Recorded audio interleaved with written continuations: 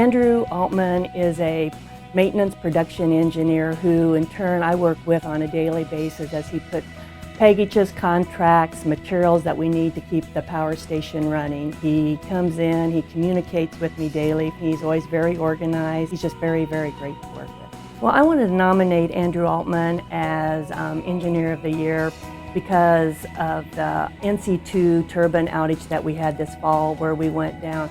Andrew was given the lead project manager to get the turbine up and running, and he, with his leadership skill, his people skills, his organizational skills, his dedication, his hard work, he took the project and he ran, and we were able to get it up in 4 months, which in turn we thought might be 6 months. Andrew just stepped up to the plate. He sees it, you know, he owns it, he tries to solve it, and he makes it happen.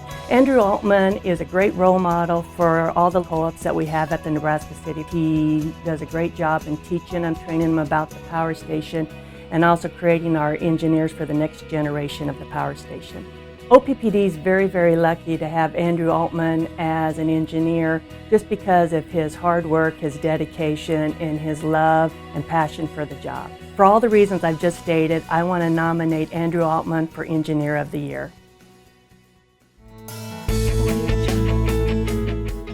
Chris Scofield is a senior design engineer. Chris is a real hard worker, always wanting to help out, do the right thing. So he takes on a lot of the big projects.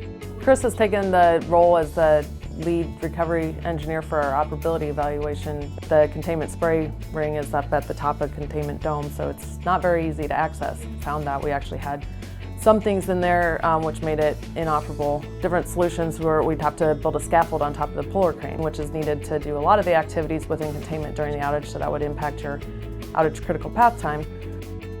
Chris had read an article on the day's news about crane that they could use. So then they went down that path. He got a lot of the engineers involved, followed through, looked at all the things, checked to make sure, so you know, that way when we did get it here, that it would actually work, and went down the different paths. We're able to fix the containment spray ring, bring it back to operable. We're able to get that without impacting the use of the puller crane. Chris Scofield is a hard worker. He's always there to answer questions, has a great attitude, is willing to help out, mentor new engineers, make sure everybody knows what to do, and he's a team player. So for these reasons, I nominate Chris Scofield for Engineer of the Year.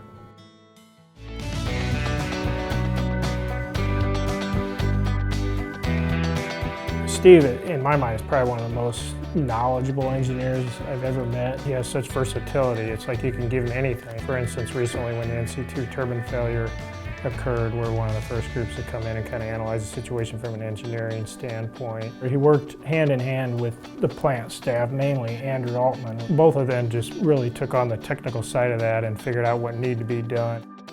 Had to work with energy marketing when we entered into the SPP integrated marketplace. And Steve's role in that was taking engineering data around the plants and kind of actually the bids that would go into the market to decide if the plants would run and how we'd make money on them. Shows his well-roundedness and how versatile he is. He's on the state boiler safety board, and that's an appointment by the governor of the state, so that's a big thing, representing OPPD. And some interesting things that people might not know about him outside of work. One is he plays in a band, he plays guitar, and he has like a bunch of old cars that he's constantly working on. Built a motorcycle from the ground up. He definitely is a character outside of work too. So for these reasons, I nominate Steve Bly for Engineer of the Year.